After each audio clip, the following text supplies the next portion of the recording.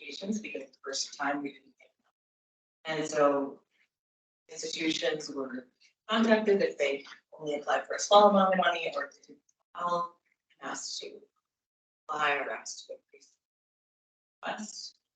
So the 3 community colleges that did not participate have their reasons, and I've been in contact with all of them. Grove Community College in particular has been doing a lot with prepare learning without the funding, and they wanted to do it with money. Mount Hood Community College has the Strengthening Community Colleges grant, and they're focused a lot on their cybersecurity and some advanced manufacturing. And Treasure Valley just. But they are all benefiting from the lessons learned and from the information, and certainly are connected to the network of colleges that have funds and benefit.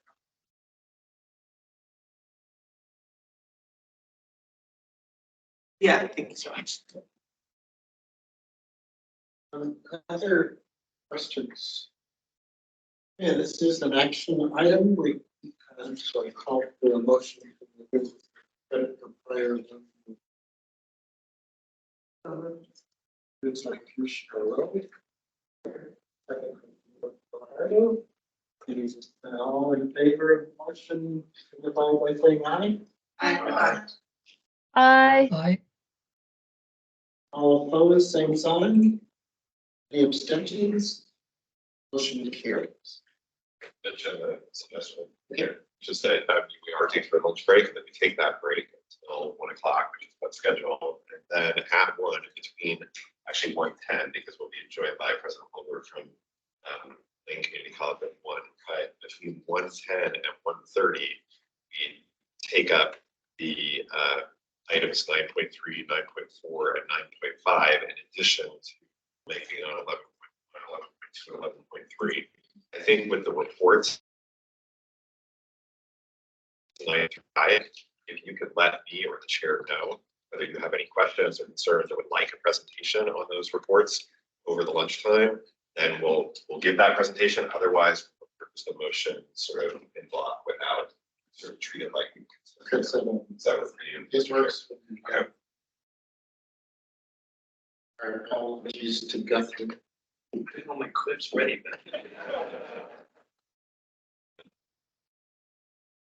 Hey, well, then we are recessed for lunch until 1 o'clock.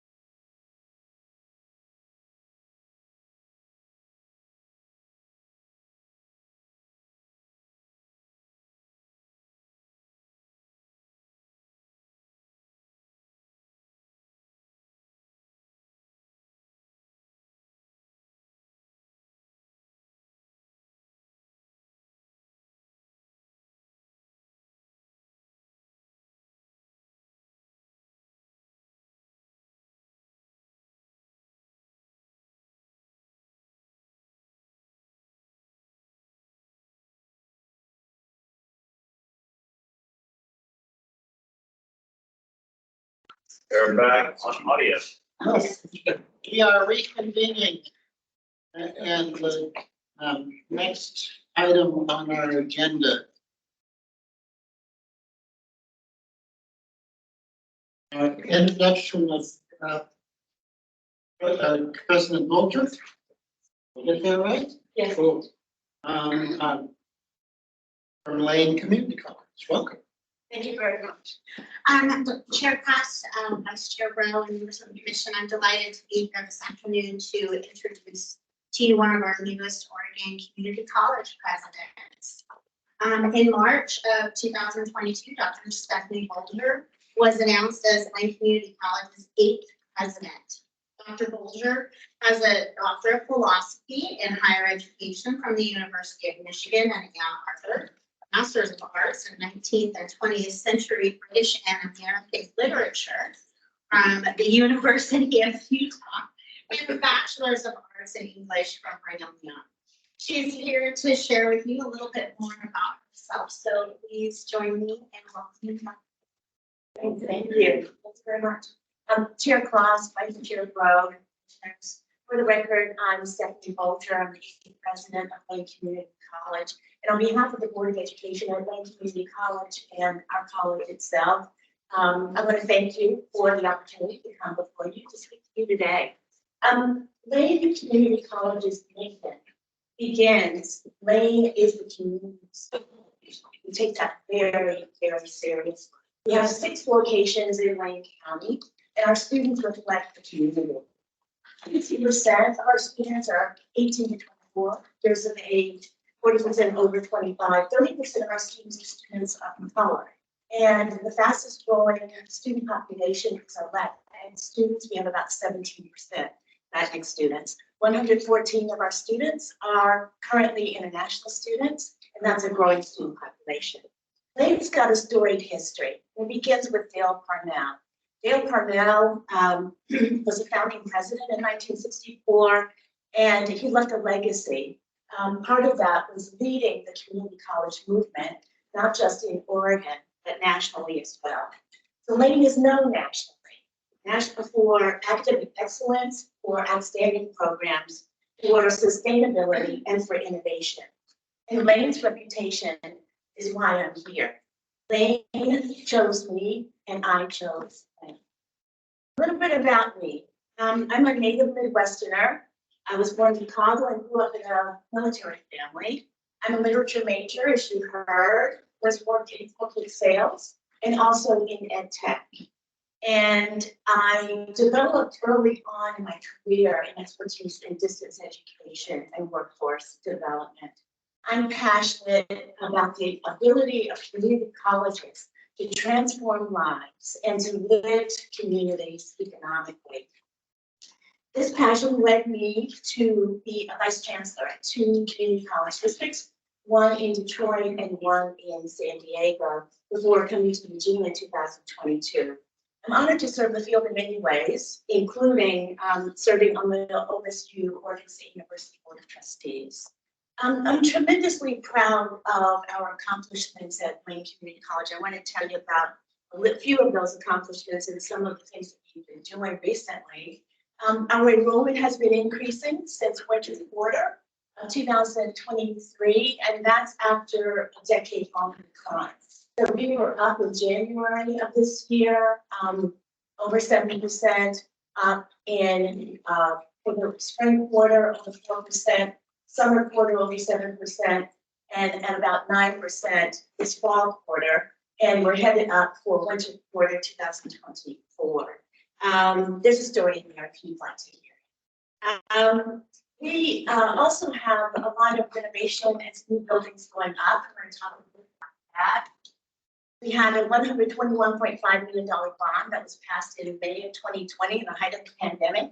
What that's helping us do is to build 2 new buildings on campus. One is a health professions building 2, and we're bringing back a dental hygiene clinic, for example, to the main campus. We're expanding in our healthcare programs, and we are very well known in that area. We're also building an industry trades education center, or an ITech building. Part of that building is we're not only going to have the trades and apprenticeship those kinds of programs, but it's also going to have in what we call Industry 4.0. And this is what happens when technology meets the factory floor. We also are going to be offering a bachelor's program in applied business management. I want to thank you all for your support with that particular program. That's going to begin in fall of 2024. When I came in last year, I let the board know that I have 3 goals, and those goals are continuing this year and would like to continue into the future. They're foundational goals. One is fiscal condition. What that means is that we want to strengthen it. The second is enrollment. That means we want to grow it. And then institutional culture, because it takes people to do those other things. And so we want to invest in our people. And then finally, I'll let you know that we are very much focused on student success and the student experience.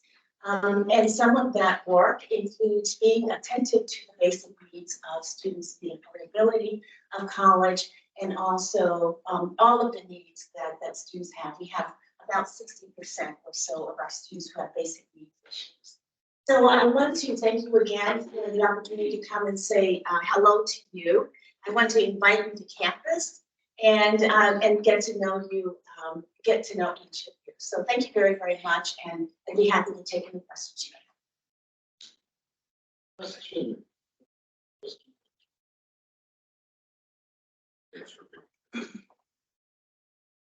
Thanks. Thank you. Yeah, welcome to Oregon. So we will move on then. Okay.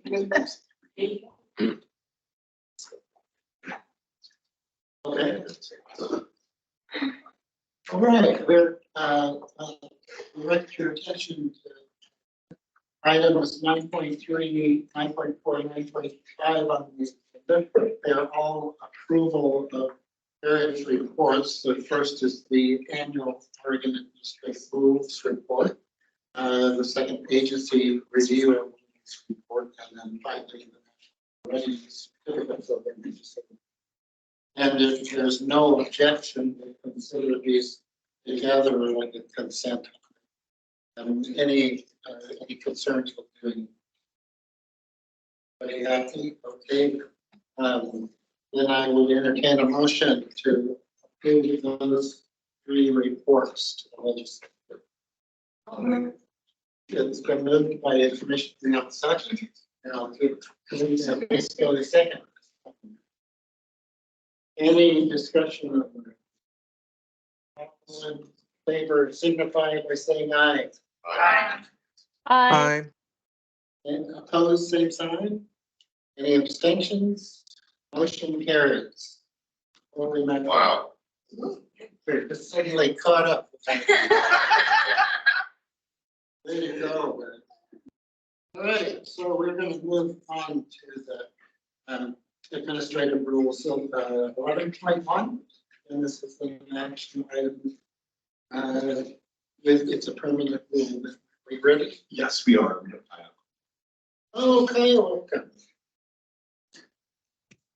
Good afternoon, Chair Cross, Vice Chair Rowe, and Commissioners. My name is Kaya Sorensen, and I'm the Deputy Director of Private Post-Secondary Education in the Office of Academic Policy and Authorization at the HECC. Before I begin, I just want to briefly acknowledge the hard work of an intern that we had named Nathan Smith, who made significant contributions to earlier drafts of this rule. What I've brought before you today is docket item 11.1. These are rules that update OAR 715-045-0003. These rules provide for the fingerprinting of subject individuals in private career schools accepting the enrollment of minors. Until now, these rules have not been updated since HECC became its own agency. The current rules reference an old partnership with the Oregon Department of Education and have fees listed that were only possible with the economies of scale associated with that partnership. The Oregon Department of Education does not have the capacity to partner with the HECC anymore and has not for quite some time on these background checks. And the rules before you today detail a process and fees that allow the HECC to conduct these checks independently. The fees reflect updated costs associated with the checks through the Oregon State Police, the Federal Bureau of Investigation, and HECC staff time for processing. As we worked on these rules, we convened the PCS Advisory Committee and we asked for feedback on the proposed changes. They were unanimously supportive of the changes. This is an action item and we hope that you will vote to approve these as permanent rules. Thank you. Any questions? I call for a motion to approve the permanent rule. Moved by Commissioner Cocher, second by Commissioner Amending. Any discussion? All in favor of the motion, signify by saying aye. Aye. Aye. Opposed, same sign. Abstentions? Motion carries. Thank you. Next item on the agenda, permanent rule amendment, small, this one is related to changing the award badge of teachers. Thank you, Chair Cross, Vice Chair Rowe, Commissioner. Reason why I'm here is we're going to over docket item 11.2, which is adopting permanent rules from the temporary rules for the Oregon Teacher Scholarship. A brief overview of the reason why the rule change is Section and a half, still 3170, excuse me. The Oregon Teacher Scholarship Program increased the award amounts from $10,000 to $12,000. Expenses such as tuition supplies and test preparation, career field, first and specifically first teachers. Also made a few programming updates like aligning the application deadline to align with other HECC programs and the eligibility requirement. Particularly for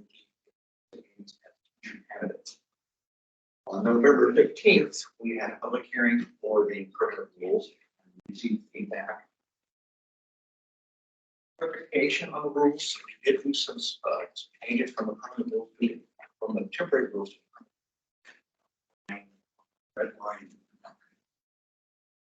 section in the package. First one was under the student eligibility requirements. We did add for clarification that on the teacher candidate or approved education preparation provider program.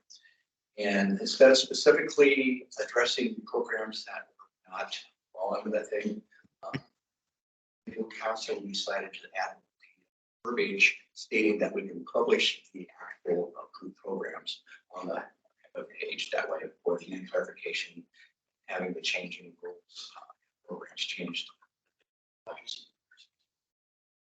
Next change was we were clarifying on the 2 years of academic completion. The question came up during the public hearing. The rules originally stated was 2 completed years, but it can count for less than full time and the language to equivalent for academic years before they go out.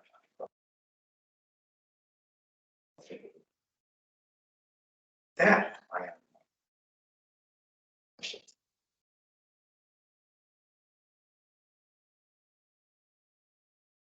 Even like housekeeping measures to bring this up. The legal requirements of legislation. Do I hear a motion to approve the new plan? Moved by Commissioner Rose, second by Commissioner Kelly. Any discussion on the motion? None. All in favor signify by saying aye. Aye. Aye. Aye. Any opposed, same sign. Abstentions, motion carries. Thank you. And finally, administrative rule, which on the right page here. It is the 11.3 agreement. On the screen. Adrian, can you hear us?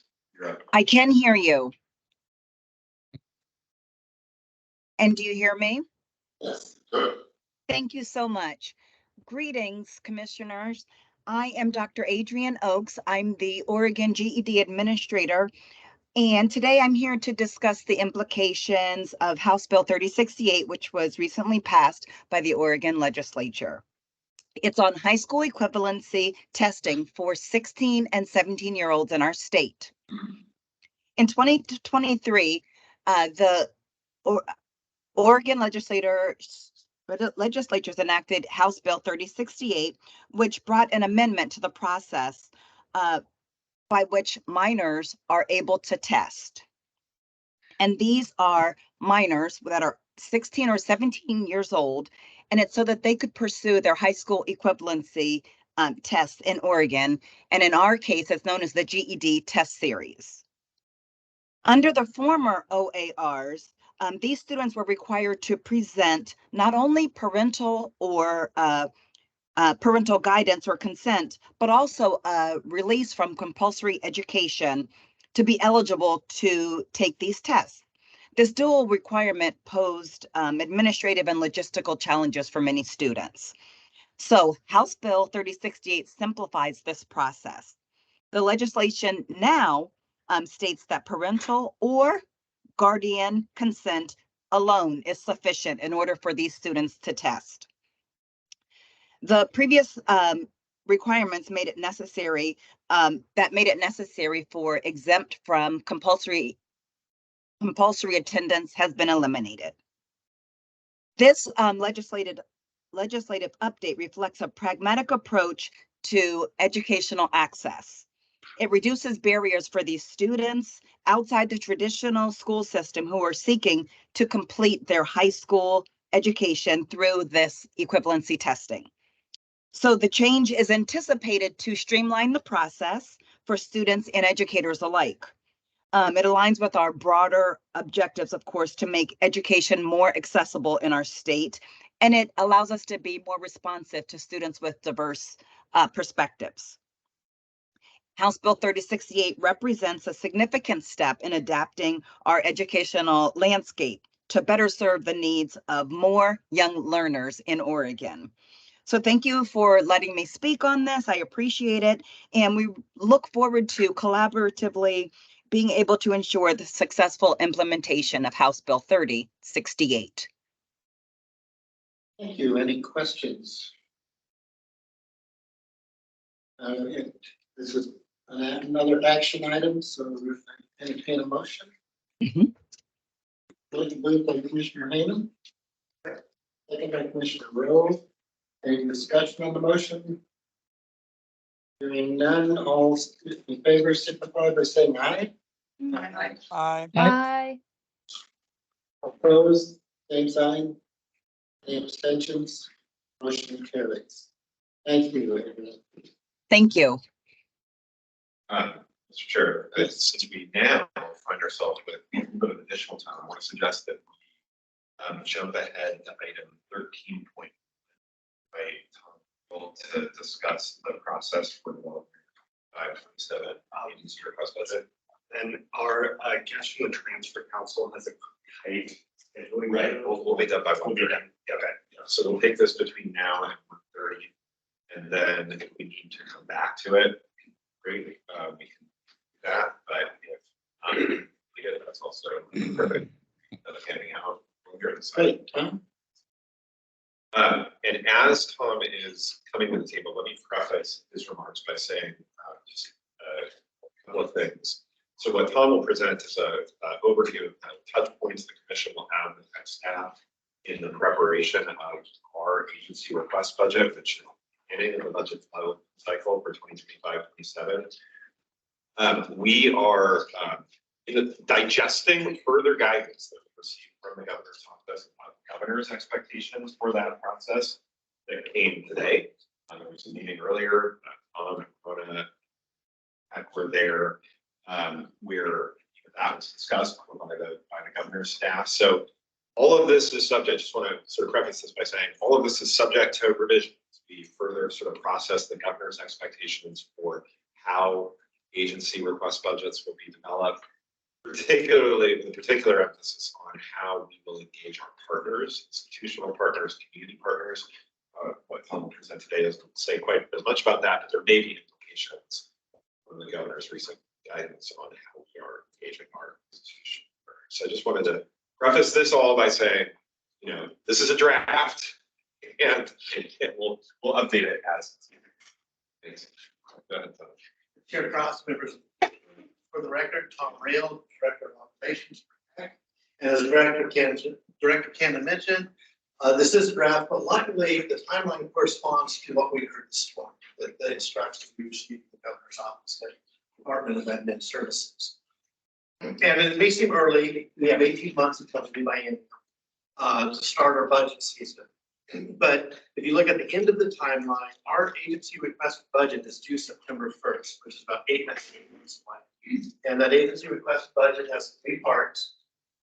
The first part is the current service level, which is the dollar amount needed to carry on services that we're doing now and we will continue to do in the next biennium. It's adjusted for inflation and based on economic forecasts. It's done internally based on a formula we're given for that services. The second part is the policy option packages. This is new money that's coming in to either expand programs or to add additional programs. And those are, we call them POPs, policy option packages. And the third part are legislative concepts. These are to change in statute and law. And a lot of times the POPs and the legislative concepts work together. We can put a POP that's simply a POP that doesn't change law. We can put in one that does change law, so we put them together. Or we just put a legislative concept. We want to do authorities, do something that doesn't take any. And so what I'm going to talk to you about is the touch points where the commission is going to help us with this process. And ultimately, we're looking to get it presented to you and approved in August. So we can turn it in September. It starts with today. This is the budget timeline that I'm presenting. In January, we're going to be asking for ideas for legislative concepts and policy option packages. And if any members of the commission, please reach out to Director Cannon if you have some thoughts on that. At the end of January, after January 21st, we will be turning this first draft of these in to DAS CFO and the governor's office for some feedback. And that will start our engage. Once they give us feedback, that will start our engagement and outreach portion where we, in February, you'll see me back here February 8th at the commission meeting. I'll give you an update of where we are, which also we're going to reach AKH and reach out on. March is continue the engagement and outreach with community organizations or external partners. In the April 11th commission, by then we should have done some winnowing of the POPs. We do some prioritization and we will bring you an overview of selected POPs. We will give LCs and continue our engagement and outreach.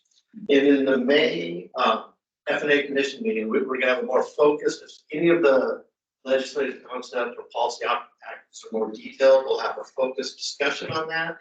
And we will also be inviting our external partners, universities, workforce partners, colleges, to present to the commission. In June, at the F&A commission meeting, we'll have a budget overview and process again, where we are, looking for feedback, and then the full commission meeting, I'll summarize that.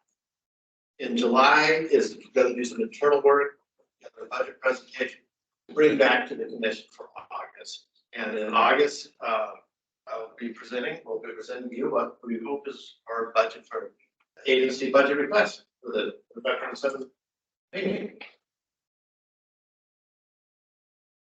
Questions? Having been part of this process for about 8 years, or now I think I finally understand the scope of and how it unfolds.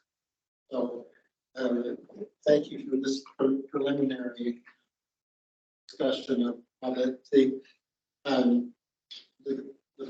always been curious about the formulas. I don't want you to ask, the CSL portion of this that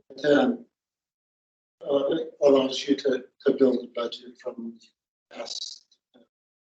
Now, that's not a question. But as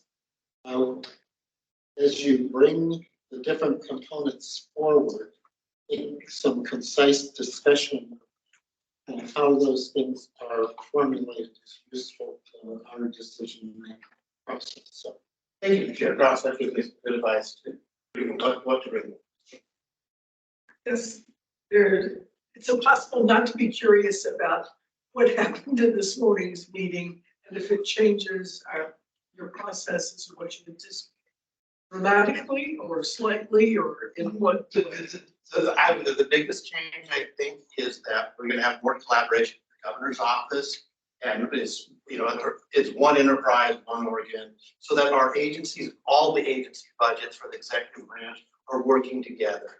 In the past, we've done more siloed agency to agency, and then there's a big, so she wants to be more collaborative throughout the process. So that's where I see the biggest change. Okay, thank you. That's good news, I think. I think in the past budget processes, we've worked very hard to put together what we think is a picture that will satisfy the goals and our plans from the head. And it's almost been too late as it reaches the sausage making budget process at the governor's office. So the more that we can have a give and take, and it'll know what the constraints are in advance. Our energies can go into the right channel. Right, I add to that, I think that's really well said.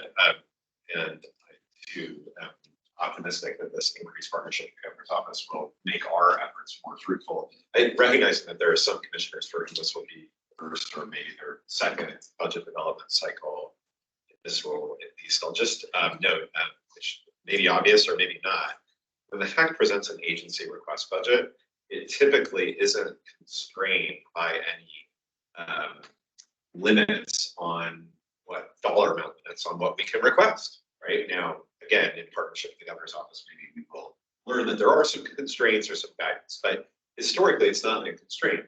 That's very different from the governor and the legislature, who have to write a budget that across the state is balanced to available revenues. And can be a healthy dynamic, right? This commission historically in its agency request budget has been ambitious in advocating for the funding that our education and workforce systems need. But then it runs up against the reality of our governor for legislature that they have a lot of.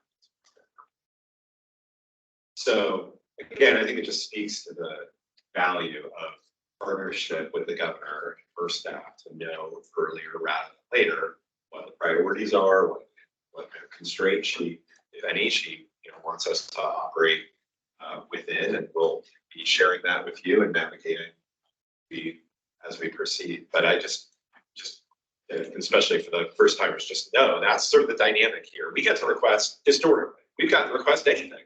The governor can look at that and say, "Are you kidding?"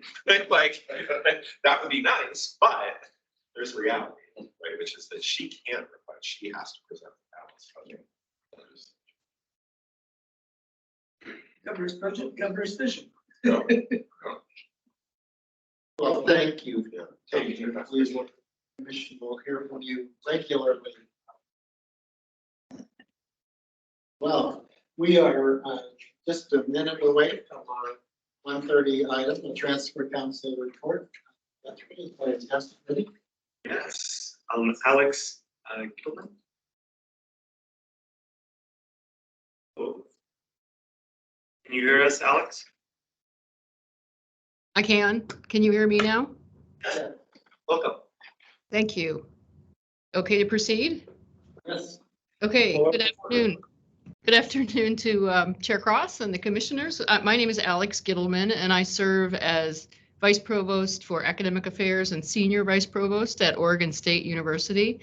I also serve on the Transfer Council as one of the two academic administrators representing the public universities.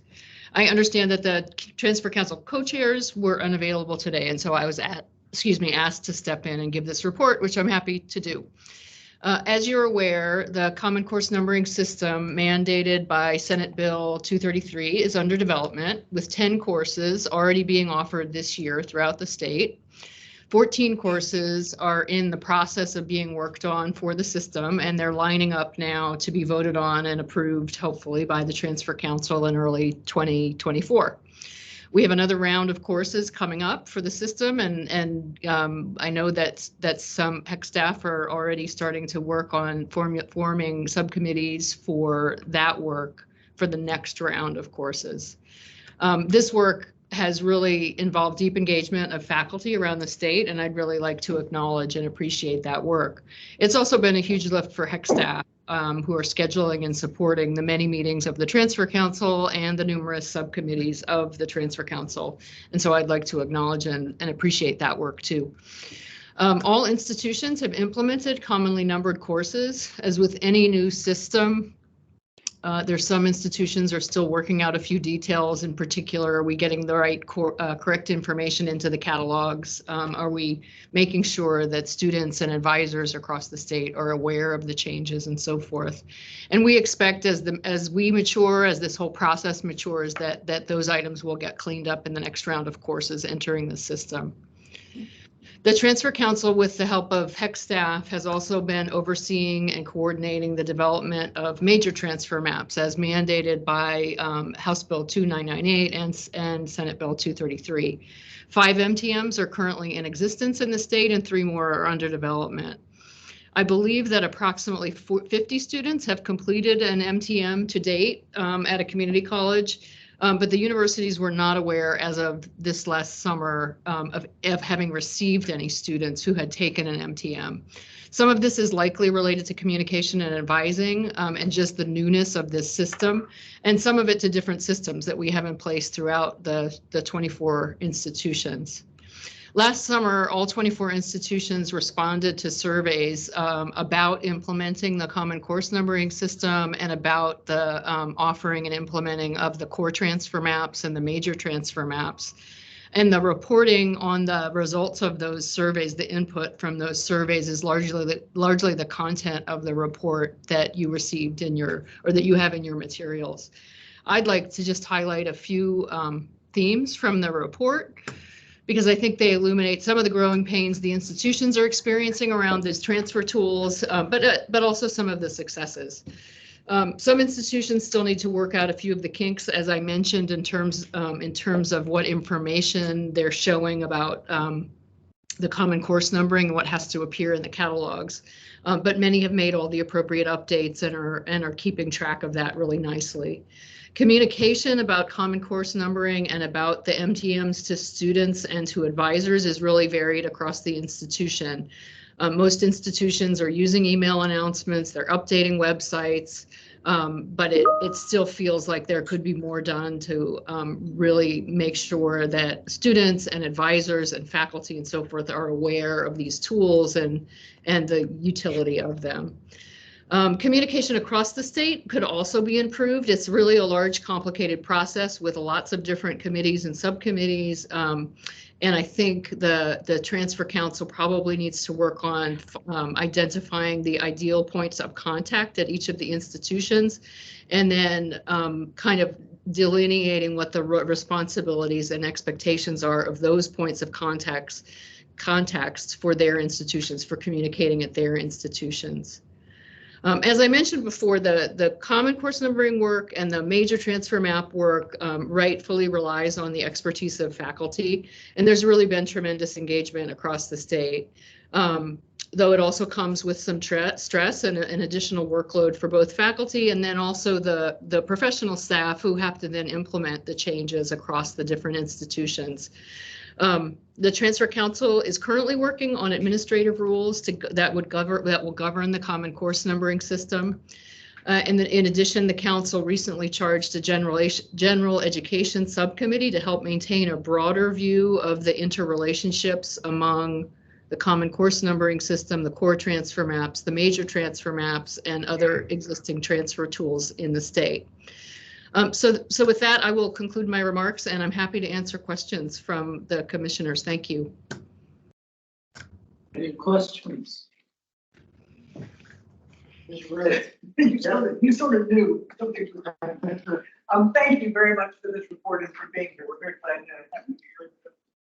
get further exposure on the commissioner level to the transfer council. I find it concerning, very concerning actually, that first of all, 50 is not a huge number of specific students who have completed major transfer map, and to not know if any of those have matriculated into the universities and if so, what problems did they have? What advantages did they see?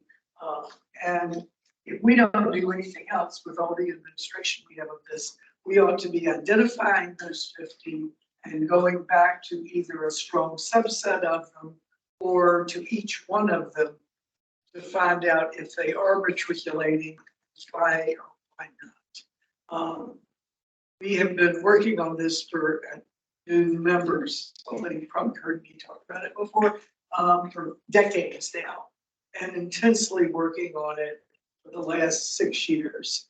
And so hearing from the transfer council itself on what it is doing to increase the speed of progress on this, and again, to make sure that we're actually looking at it through the student's point of view, understanding that it's complex and the difficulty that faculty has and administrators have in being involved in this, and the time commitment on every level. So I'm trying not, I don't underestimate the complexity of this, but we know every single passing month that other states have done it, other states have completed it or have hundreds of courses that are common course numbering and have other ways of transferring and accepting credits, and that Oregon is frankly behind.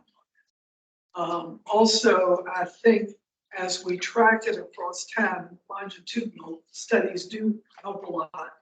But as we track this, as we know in 17, we had, what was it, a third of students transferring, losing more than one term of coursework from the colleges, from the community colleges. I'd like for that to be one of the statistics that we continue to track, because that's really going to show us how much progress we're making. Are the students who are transferring in able to complete the 4-year degree in less time than they historically have been, and therefore at less cost and therefore at less debt. So I thank you for the work enormously. It is critical work. And I don't mean to always be the voice that's raising concerns about this, but the truth is we need more progress quickly.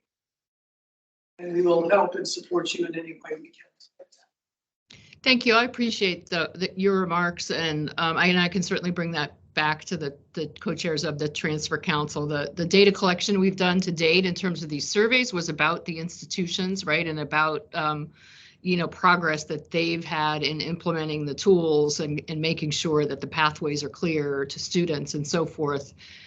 We haven't yet gone out and done surveys or interviewed students who have participated in the MTMs or the Common Course numbering, and so that may be something that we could take up. I will say that one of the things that I find really energizing about the work on the Transfer Council is that, to a person, everybody has students at the front of their minds. We're all working and pulling in the same direction for the students across the state.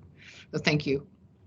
Excellent. Thank you very much for that. And that's a valid approach that you've had on clearing the pathways in the institutions and looking at it from an institutional point of view. So I think what you raised is important to convey to your colleagues, that at the HECC, we're looking at it, we're trying to help the institutions a great deal, and we're looking at it from a student-centered viewpoint, and which is our responsibility. So that's why sometimes there's a little friction there or concern, because and so the more you can look at both sides of that lens, the more helpful it will be. Thank you. Thank you. Good questions or comments? Dr. Fiddleman, and I would just add to that, please pass on to your colleagues our appreciation and gratitude. We know that this is a role that is in addition to the other academic work that you all do. And and the progress has been slow, but it is really good to see the progress in the last year or so, and the attention to this. So pass on both our ongoing concern and our deep appreciation to the work that the Transfer Council. I certainly will. Thank you. Thank you. Thank you. And the next item on our agenda, Veronica Dijon is and Donna Llewellyn. There's Veronica. The report on transfer to the legislature. Good afternoon again, Chair Cross, Vice Chair, members of the Commission. My name is Donna Llewellyn. I'm the Director of the Office of Community Colleges and Workforce Development, and I'm joined by my colleague, Veronica Dijon, to provide an overview of the legislative report for transfer and to request your approval for submission. Just a couple of brief notes. When Senate Bill 233 passed, it required the HECC to submit a report to the legislature by December 15th of each year on the progress that the council is making in its work to enhance and maintain the numbering system, and on any other current work regarding the transfer of academic credits on which the council is focused. Provost Gilman talked a little bit about this work. I wanted to provide some just quick tidbit facts for you about the Transfer Council. It's a 15-member volunteer council. Currently, the council has 19 subcommittees. Some are currently inactive as they are in maintenance mode, but others are just beginning to form and begin their work in 2024. And others have been meeting as frequently as weekly to continue this work. Some quick highlights. Through September 2023, there were 9 subcommittees that spent over 150 hours in meetings conducting research, coordinating efforts. It doesn't include, those number of hours don't include the time needed for the planning and the research done outside of those meetings. And of course, more hours have been accrued since September. Approximately 155 faculty statewide this year have been engaged and participating in Common Core numbering efforts. There were about an additional 20 hours of meetings related to major transfer maps. And also the council voted to create 2 new cross-sector committees to assist with its work, a systems and operations committee and a general education subcommittee. So as you can tell, and as you heard, the Transfer Council's been really busy in 2023. Next, I'm going to kind of step into a brief overview of the report for submission to the legislature. Starting with just an overview of baseline data.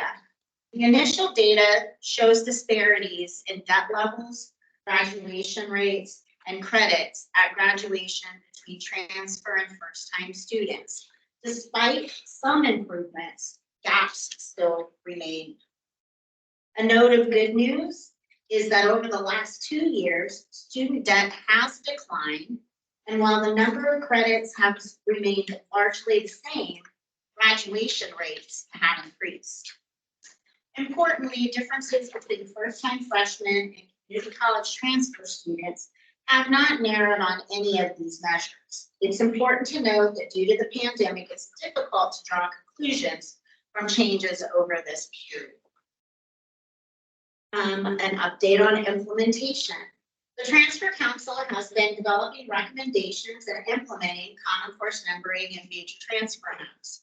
Substantial progress includes the alignment of multiple courses and the establishment of subcommittees, as I mentioned before, to oversee various aspects of the transfer process. For instance, in 2023, subcommittees and the Transfer Council aligned 11 courses in business, English, math, and psychology. And I think you'll be hearing more about those later on. And now I think I will turn it over to my colleague, Veronica. Thank you, Donna. Good afternoon, Chair Cross, Vice Chair, members of the Commission. For the record, my name is Veronica Dijon. and I'm the Director for Academic Policy and Authorization. You've heard today, both from Alex Gittleman and my colleague Donna, about the substantial amount of work the Transfer Council has taken up in its effort to commonly numbered courses and to continue work on the major transfer maps. In addition to the work that was formally required and undertaken by the Transfer Council, along the way, there are issues that came up and the council had to deliberate about whether it was within scope and work that they could assume. So for example, additional subcommittees considered issues such as split courses where at a community college, a course like Math 11 might have had a section A and B that would eventually be just one Math 11 course. In this case, the Transfer Council declined to consider this as it does not meet the criteria as it was charged to do with commonly numbered course alignment.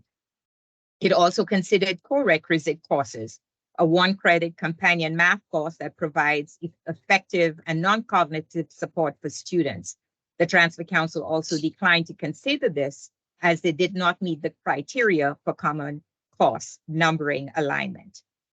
There was a third area the Transfer Council also considered whether information literacy outcomes that are for community college students that sometimes reside in the writing courses should be considered.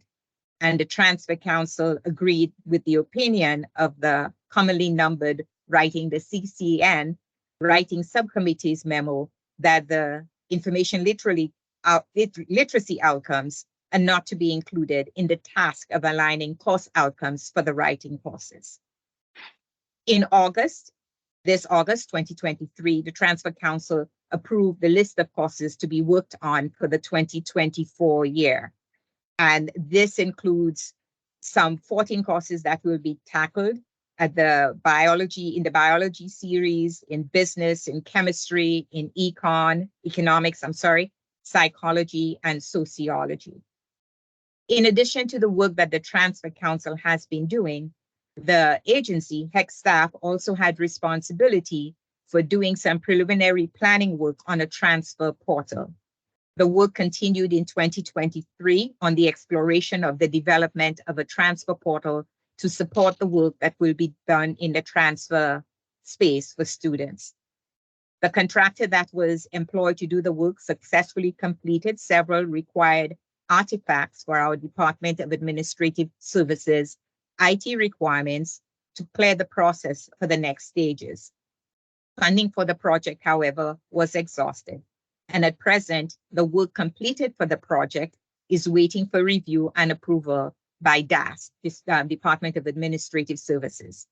Additional funding will be required for full implementation of the project. As one might expect, there have been challenges with doing the Transfer Council's work for common cost numbering and the major transfer maps. Key among them are aligning diverse curricular requirements due to the decentralized nature of our Oregon higher education system, meeting legislative deadlines as the Transfer Council engages in deliberation and we attempt to get clarity on how to work through problems, and the additional workload and faculty and staff. The surveys that were already referenced reveal opportunities for better implementation, improved communication, and the tracking of student success. In terms of conclusions and recommendations, despite these challenges, significant strides have been made in aligning courses according to state requirements. The recommendations focus on improving institutional processes for adopting and implementing commonly numbered courses, core transfer maps, and major transfer maps. These include creating tailored checklists, perhaps, appointing dedicated individuals for implementation at institutions, enhancing communication with students and advisors, and using more robust survey tools for future assessments. And I think I heard Vice Chair Rowe specifically ask for that. So with that, I will end my comments. This is also an action item for the Commission. Donna and I are very open to any questions you might have, but the request on the table is for the approval of the report for submission to the Legislature. Thank you. Any questions for either Monica or not? Yes, Mr. Cook. Thank you, Chair Cross. Is there separate data for any of the alternative campuses for the universities like U of Portland, OIT Portland, and OSU Cascades, or are they folded into the larger institution? For that, I'm actually going to defer to our colleague, research and data director.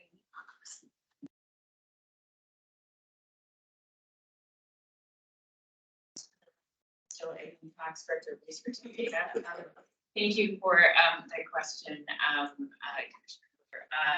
We do not have data on alternate locations as a rule. We do, because of historic reasons, that when the Cascades campus was not part of OSU, but was shared across all of the universities, or the old Oregon University system, we can isolate Cascades, but that of course is a fraction of students in alternate. I was just thinking that it would be more useful to be able to segregate those data just because of the different experiences of students on those campuses as opposed to the students at the main campuses of those universities. This is a silly question, I think, but on table 3, transfer data for Oregon institutions 2021, 2023. So tell me what we're comparing here. The first time freshman halfway through and transfer students with 90+ credits. Chair Cross, sure. Thank you for that question. It's a very good question and one that we get. I want to note that what we're doing there is in deference to Commissioner Hayman's reference earlier to the measure is not the mission. The mission here is how well are transfer students doing compared to students who didn't transfer in or first-time freshmen. If we compare their graduation rates, we have to compare them at sort of similar times in their academic career. And so what we, transfer students come in with a variety of credits. They might come in with 40 credits, or they might come in with 100 credits. A bachelor's degree at an Oregon public university required at least 180 credits for completion, typically 180 credits. There are some majors that have more, but typically 180 credits. And so 90 credits is halfway through that 180 credit requirement. So what we've done there is compare transfer students who arrived at the university with at least 90 credits accepted by the university. So in other words, they're halfway through, with first-time freshmen who have persisted into their junior year, so also halfway through. So it is our effort, our best effort to make a comparison of similar groups of students. So if I were to read this correctly, transfer students are not as successful in timely graduation as first-time freshman students at the university. Is that accurate? Transfer students have lower graduation rates consistently. Yes. We have actually looked at slight adjustments to this measure in a variety of different ways that I'm happy to answer questions on. They continue to consistently have lower graduation rates than first-time grade. Great, thank you. Coach. Thank you, Chair Cross. I would love to see if there is a way for the HECC to better streamline data collection so that it would be possible to get distinct data from the different campuses from the 3 universities that have different campuses because of the drastically different experiences of the students on those campuses. I would also want to see if it was possible, if it would be possible to submit in the report for the legislature to take specific looks at some of the outliers in this data. I'm noticing that, for instance, it looks like Oregon Tech is a clear outlier in terms of the credits that are achieved by graduating transfer students and the credits that are achieved by becoming freshmen. And so I think that highlighting some of these outliers, potentially working with some of these schools now that we've collected this data would be helpful in smoothing things out and achieving results across the board. Thank you, Chair Cross, Commissioner Co-Chair. A couple of things. Thank you for your questions. They're really one of the challenges that we have talked with the institute about the possibility of location-specific student data. One of the challenges for that is that students are not always remaining at a particular location throughout the year or even within a particular term. So they're taking online courses or they're taking courses in a couple different camps. So I can't speak to the volume of that, and I'd be happy to follow up with the institutions. But what we've heard in the past is that they're not, the boundaries across those locations are not as fixed as would make sort of analyzing the data valid. With regard in particular to Oregon Tech, sometimes it's like an outlier, especially in indicators like these, or accelerated college credit transfer is another line from high school. Their programs tend to be very, have very little flexibility in the courses that students are allowed to take applied to the major.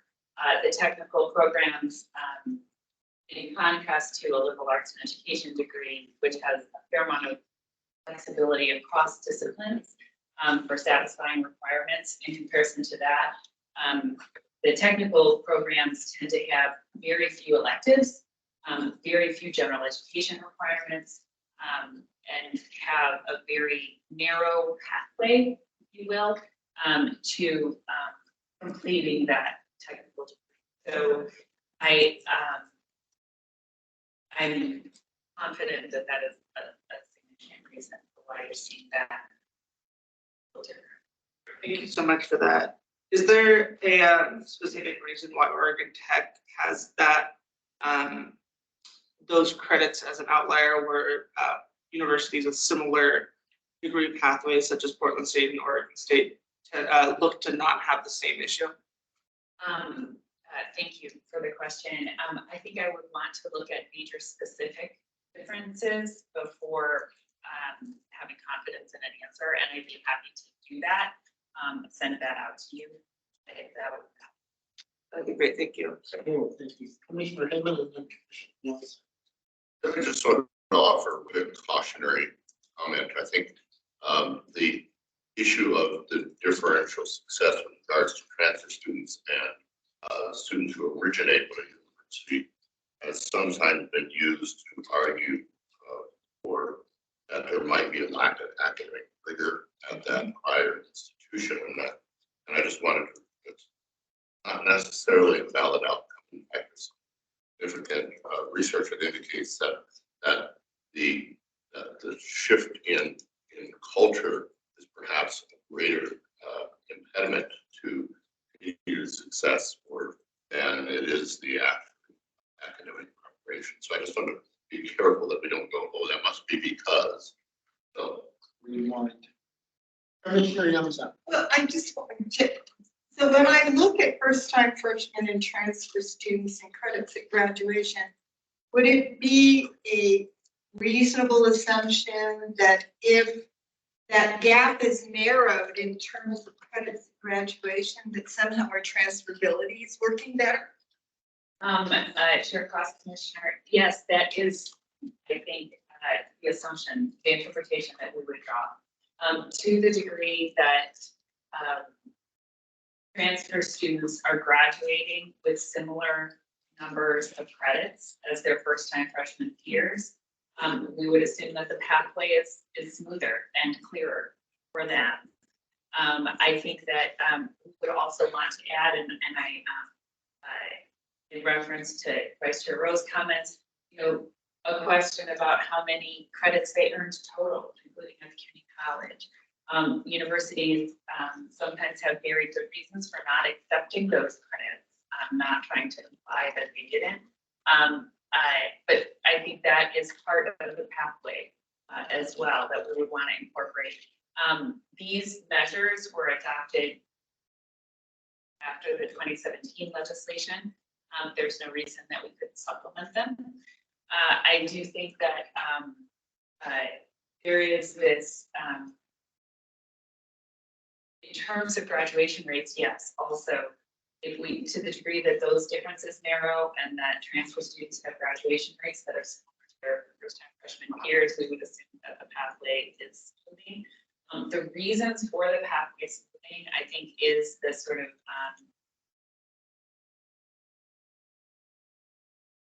data we can't speak to. So, in reference to Heyman's comments about graduation rates, we don't know, for example,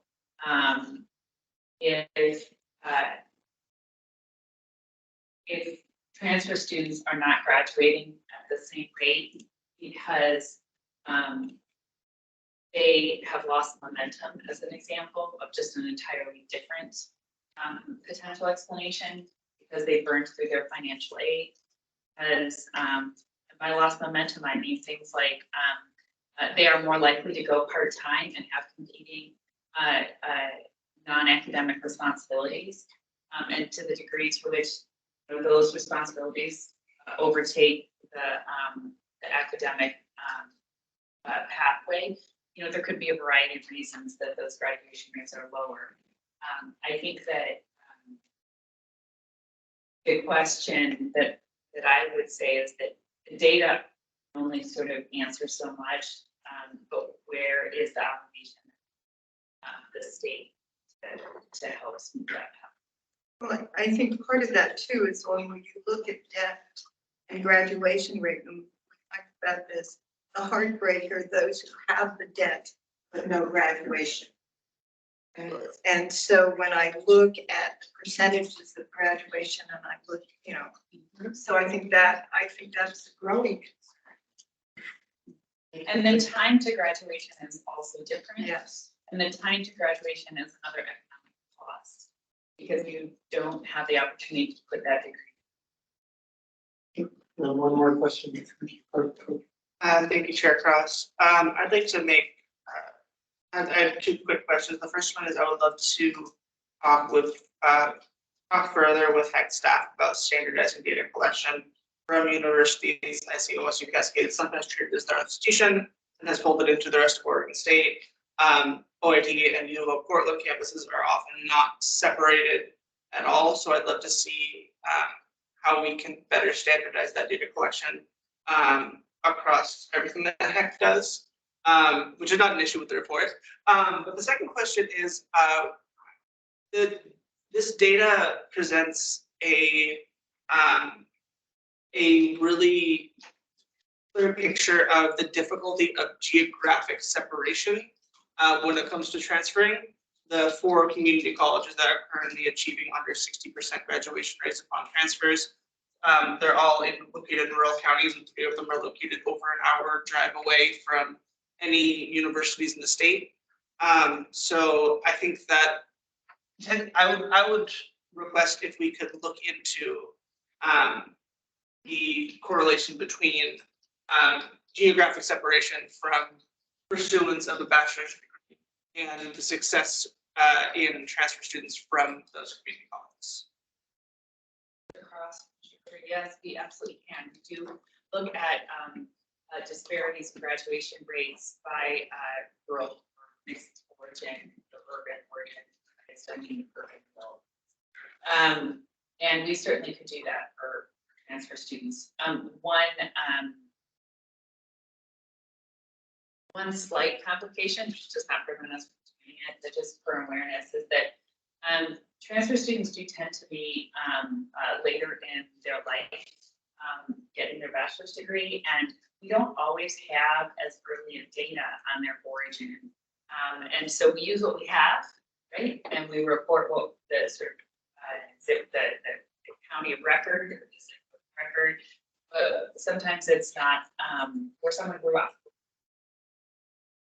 I just want to add, And my thanks to all of you, Veronica, Donna, Amy, and your staffs for the amount of work. I know this is, I had not, I've understood some of the complexity. I had not really heard the figure until today that you're supporting 19 subcommittees. So I don't even want to think about the but anyway, we really appreciate this, and the data and how you continue to improve it helps a great deal. If you can, just for a snapshot, not ongoing, but Donna, you mentioned the difficulty. You really can't tell much over a year and during that pandemic timeframe. If we could at some point, maybe even several months from now, get a snapshot of what this data looks like a decade ago. So we know if we've made any progress in the last decade. Or is it a lot better just by the way things have changed naturally? Thank you.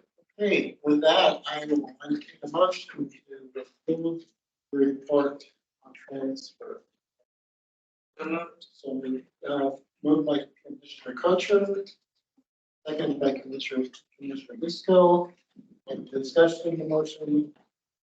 All in favor signify by saying aye. Aye. Any opposed, same sign. Any abstentions? Motion carries. Thank you all.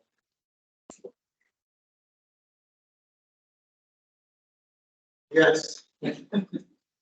And that brings us on to 13.2, community college support and strategic planning. That's. Yeah, thank you. So what I'm presenting to you today is just an overview of that community college support fund strategic investments. Your docket item includes a bunch of information, but I'm just going to provide just an overview of that and then talk more about what those investments are. The strategic fund is created each biennium by setting aside a percentage of the community college support fund prior to allocating funds through the distribution formula. The strategic fund itself was established in 2005 with a 0.25% allocation from the community college support fund. The amount has fluctuated from 0.25 to a high of 1.5% in 2015 and 17. It has, however, remained at 0.75% since the 17-19 biennium, and that is the amount that's set for the 23-25 biennium. Historically, the strategic fund has invested most heavily in student success initiatives, including initial investments in community college career pathways, in exploring developmental education redesign, and improving their first-term experience. Over the years, it's also paid for things such as dues and memberships for statewide initiatives, including the survey of entering student engagement. So it's a student survey to provide the institution with information about how to keep students engaged and on campus, as well as the voluntary framework of accountability, which is a data collection tool. In your docket, I've also included an overview of the strategic fund planning calendar. So we kind of run in a cycle. In the odd number years, we actually discuss overall funding priorities, discuss what percent the support fund strategic investment should be set at, and we also work on drafting a plan and budget for strategic fund to be discussed, not only with the commission and my office, but also the president's council. And then in even numbered years, we continue having conversations related to strategic fund activities and discussion of upcoming strategic fund priorities. In the docket item, you'll also find a review of the Oregon Administrative Rule that describes the process for approving the funding of these strategic investments. One goal of the review process is to develop a budget that provides adequate funding for strategic priorities as well as sufficient flexibility to address new needs and opportunities as they arise. Our office, or particularly me, works very closely. Works very closely with the community college presidents on planning and budgeting a portion of the strategic fund to make sure that those funds are devoted and incentivize statewide initiatives. And then I do my best to provide updates to all of you on the progress, and that's why I'm here today. In the docket item, it also includes an overview of the planned investments for the 23-25 biennium to date.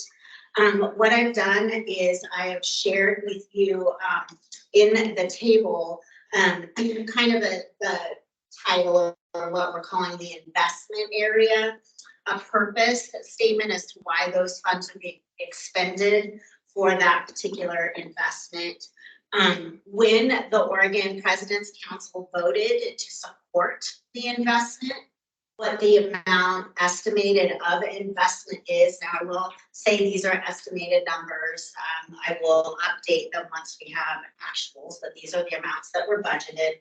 And then I have aligned the investments not only with the President's Council's their strategic plan, but also with your strategic areas. So you'll see, for instance, the Pathways to Opportunity investment of a little over $1 million supports your work around student success and equity.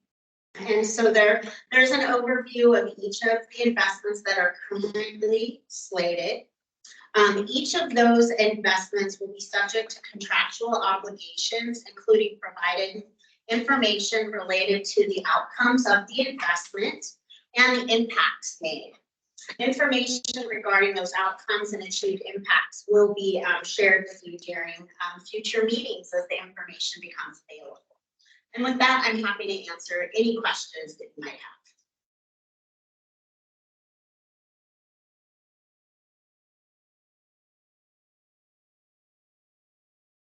Thank you. I appreciate you bringing this information, and also appreciate how much work that you do and on your own there. And it sounds like a big staff when you say to the office of, and what you mean is the desk. Well, that desk only functions because I have a great team and I'm part of the agency. Thank you so much. And the last action item of the day is Veronica's common course number. Actually, Chair Cross, we do have a colleague of ours who led the work, Jane Furness Dennison, who will be presenting that report. And Jane is, I can see her on camera, so I will hand over to her. Thank you. Good afternoon, Chair Cross and members of the Commission, and thank you for your ongoing support of the work of Common Course numbering statewide. I'm going to now bring up my slides. Give me just one moment here.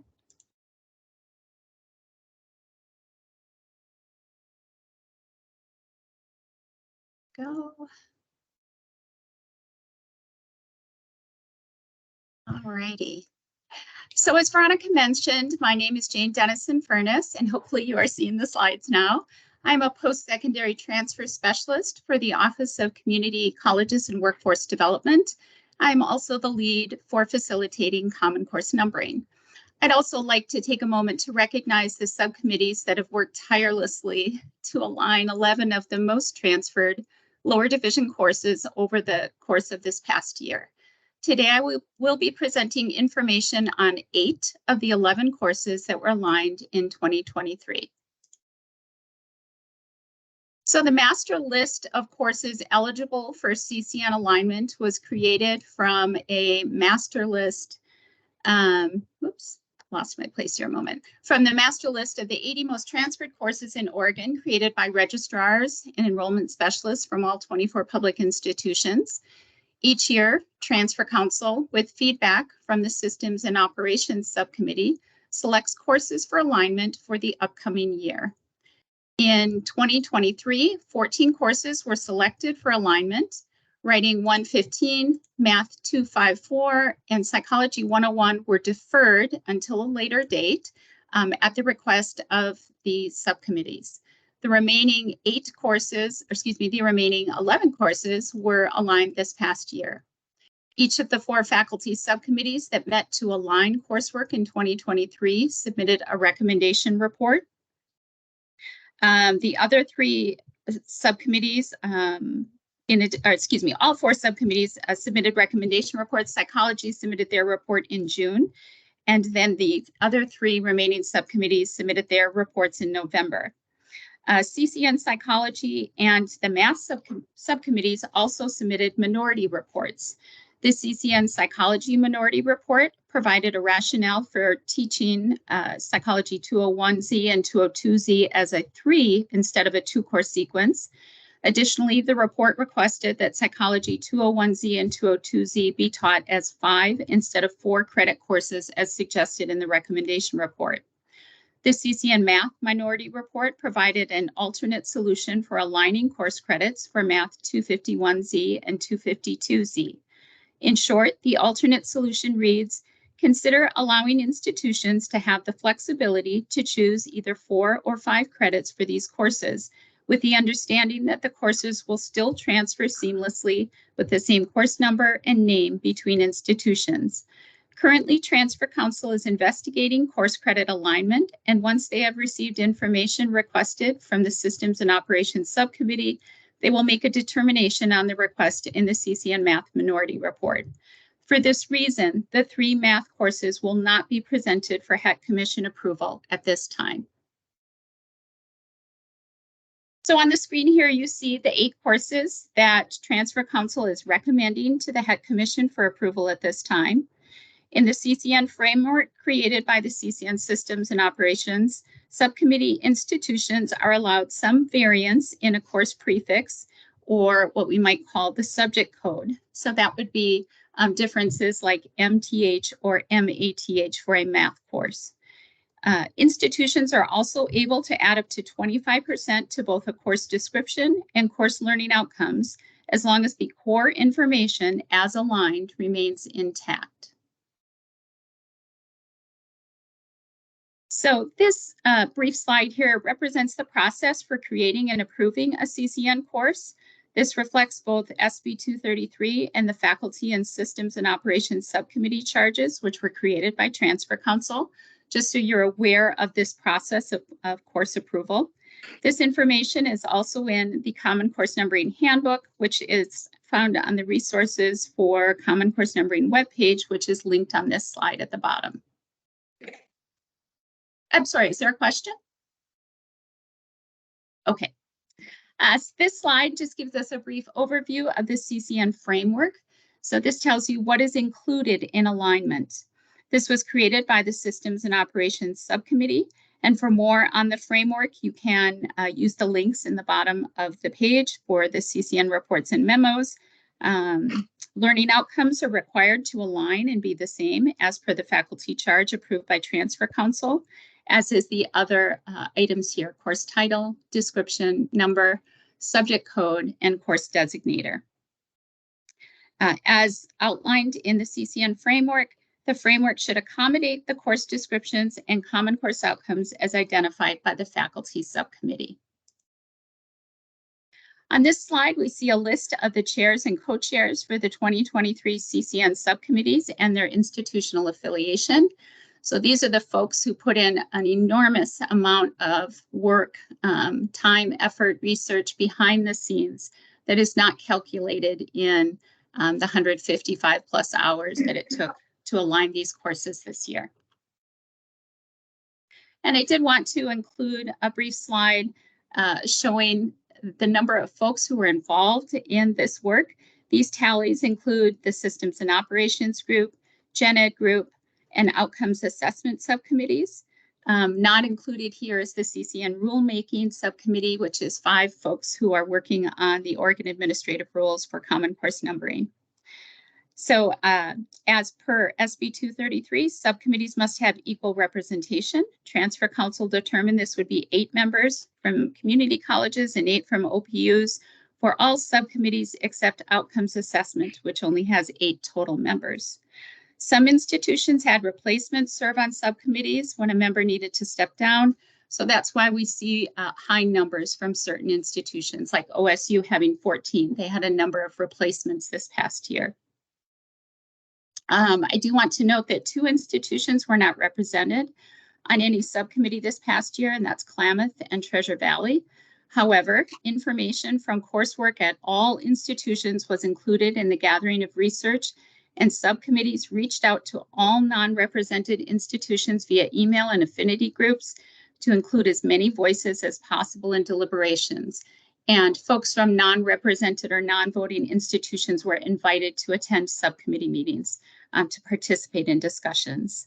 Additionally, campuses who were not represented on a subcommittee use something called a campus buddy system. So they reached out to folks, for example, the math subcommittee reached out to folks in math disciplines in the non-voting institutions by name. So folks were included that way. And then finally, before we ask you to take action on the 8 courses being recommended for Common Course numbering, I do want to share the courses that are being proposed for alignment for 2024. So we do have 6 subcommittees. 2 of the subcommittees will be held over from last year. The Psychology and Business Subcommittee are already formed, and they will be aligning further coursework. And then, as Veronica mentioned, we have 4 new subcommittees for the coming year. And with that, I will close my presentation. Do you have any questions for Commissioner Hayman? Thanks, Chair Cross. Just one quick question. I was wondering, you deferred action on the math courses in the current cycle. I'm just wondering, they don't show up in next year's cycle. So what's happening with them? Yes, thank you for that question. So the math subcommittee will take that one. For example, the Math 254 course, the math subcommittee asked for that course to be deferred. And that is because of the significant changes to 251, 2, and 3. And the math subcommittee informed Transfer Council that Math 254 and Math 255 are actually closely related, and we might consider them, or they might consider them sequential. And so it made more sense to align those first 3 courses together as a group to wait. And they asked to wait for 2 years to let those changes go through 2 cycles, complete cycles at institutions, and then to align 254 and 255 together in a subsequent year. For Writing 115, the writing group submitted a memo to Transfer Council suggesting that Writing 115 did not meet all of the criteria needed for alignment as a CCN course, and Transfer Council agreed with that. And for Psychology 101, that actually will be one of the courses that will be considered in 2024 under, it possibly could be a course other than Psychology Lifespan Development, but that is one of the considerations for this next year. Thank you for the question. Thank you very much. Any other questions? Well, thank you. This is, one of the things that always strikes me is when we hear a fairly brief report, is the culmination of so much effort and so much labor, as well as a long set of circumstances and advocacy and deliberations about policy, and seeing it come into being. This is really great. So I will entertain a motion to approve the report. So moved. Moved by Commissioner Hardin, seconded by Commissioner Hayman. Any discussion on the motion? All in favor signify by saying aye. Aye. Aye. Opposed, same sign. The abstentions, motion carries. Thank you so much. Thank you. Thank you. Mr. Chair, I think we have come to the end of our action items for today. We do have a final agenda item 15.0, which is to acknowledge that this is your final meeting as chair. We're not entirely sure it's your final meeting. You're not off the patent. We will be handing off the gavel. Early to incoming chair Sandy Rowe to spend a moment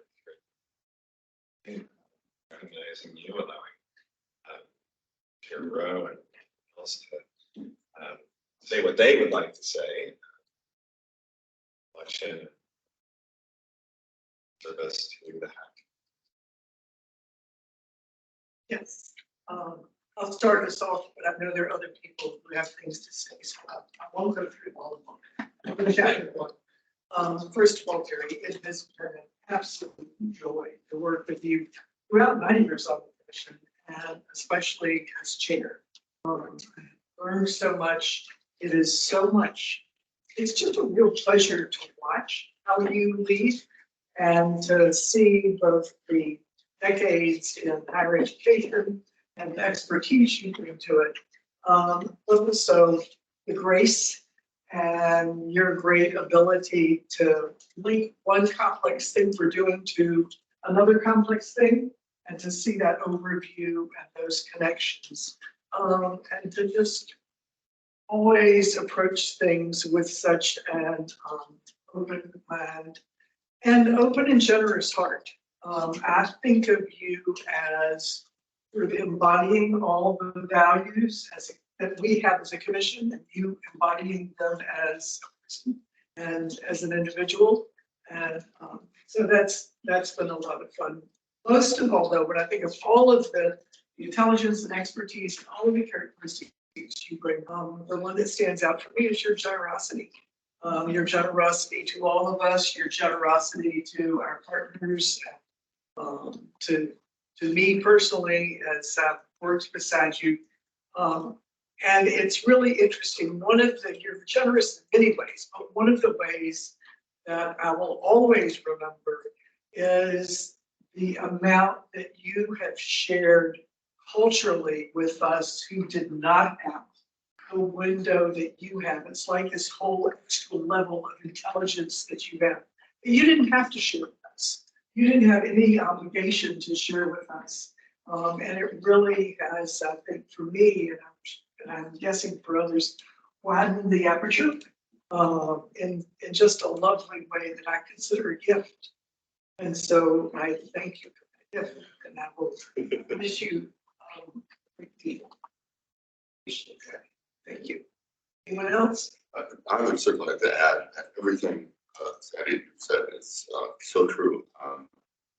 The nature of our work here as the commission pushes us towards thinking about education in objective, measurable, empirical, statistical things.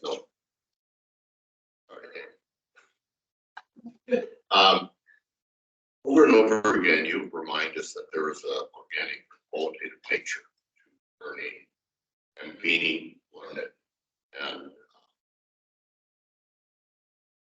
I think that keeps us rooted in some bigger purpose and makes us less mechanical, more oriented towards some,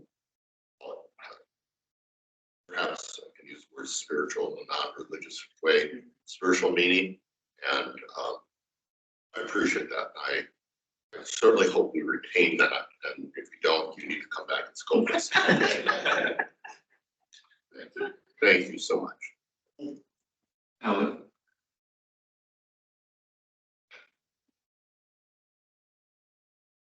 You're muted, Helen.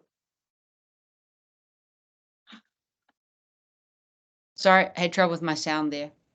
I want to echo what people have said, but also add on that what I actually really appreciate about about that intellectual generosity is that you challenged a sort of reductionist Western mindset in a way that really made me think a number of years ago.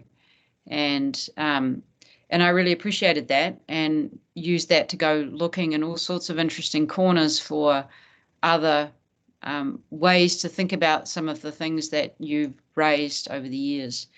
And that's really been quite foundational to a lot of how I've shifted my thinking over the last few years. And I appreciate that. It's not generous for sure, but also the way that you were able to do that in a kind of yes and way, you know, in a way that's, but without sort of having, you know, taking a stand on your own values in a way that keeps everyone else able to be open and isn't sort of doesn't raise a defensive reaction. And I think that's, we need a lot more of that to cross different intellectual boundaries, different other cultural boundaries. And as someone who grew up in New Zealand with a different kind of fabric with Indigenous people, I think that knowing you and seeing your leadership has been really important to me. So, and to the Commission as a whole. So thank you.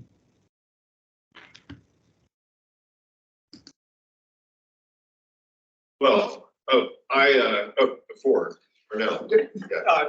There's not much more to add. I think that I agree with all the sentiments that were today. But Terry, I wanted to also just recognize you for being more than just a chair of a governmental commission. I think you're bringing a certain level of wisdom from all of your experiences, and you've kind of put that and woven that into the leadership here. And I think I, for one, have taken away some of your nuggets of wisdom that you've interspersed in these meetings. So I think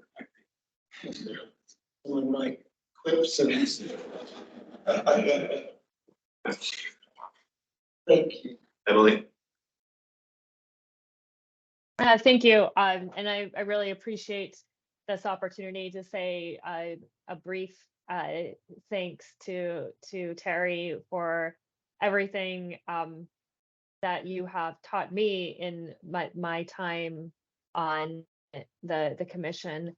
I really appreciate the model of leadership, the model of ways and lens of looking at issues, of being open to different perspectives. And it really has been mind-changing for me, and something that I really hope that I will continue to use in my time, not just on the commission, but in other aspects of my work in higher education. And I just really want to thank you for being so very welcoming to me as I was new on the commission and have been on this steep and steady learning curve. I will miss you very much, and I just cannot express how grateful I am to have had the opportunity to have gotten to work with you.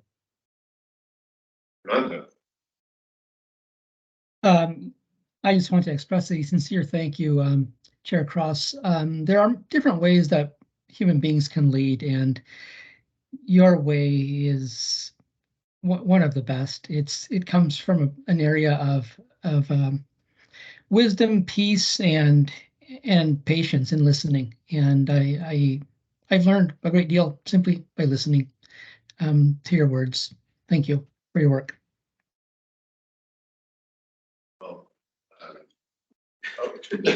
Rachel. I've only been here for 2 days. Only long. And an amazing chair. The whole meeting, but I have seen the past of other committees. You are probably one of the best. You bring a lot of wisdom, like a whole nother lens.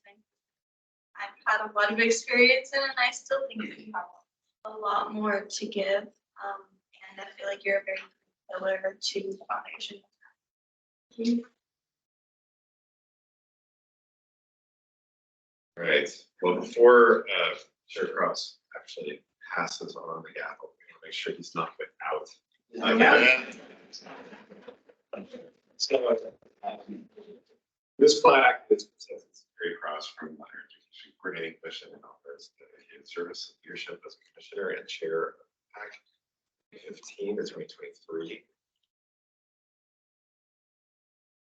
And one of the great professional joys and personal joys.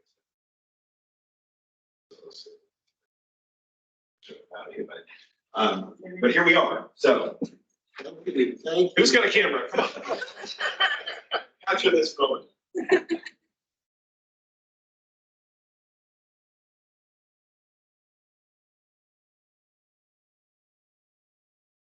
Thank you.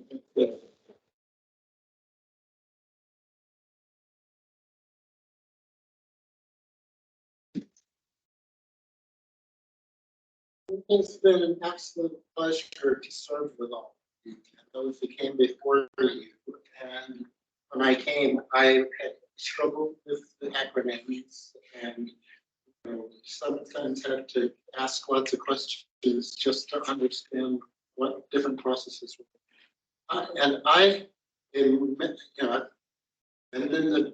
working 50 years, and I've served on lots of boards and lots of commissions, not state level, but I've done a lot of advocacy in state agencies. I have never encountered either the state or federal level an agency that had as competent a staff as the HECC. That's a huge tribute to Ben and his work and the leadership here who seem to select the right people. And that makes the work of a group like this easy. And we get the information we need to make decisions. We get the space and time to deliberate, and to be chair is like, yeah. So I'm going to pass on. I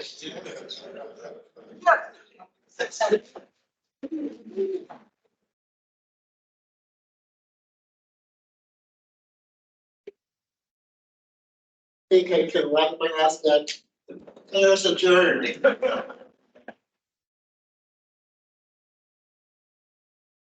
Thanks, everybody. Thank you.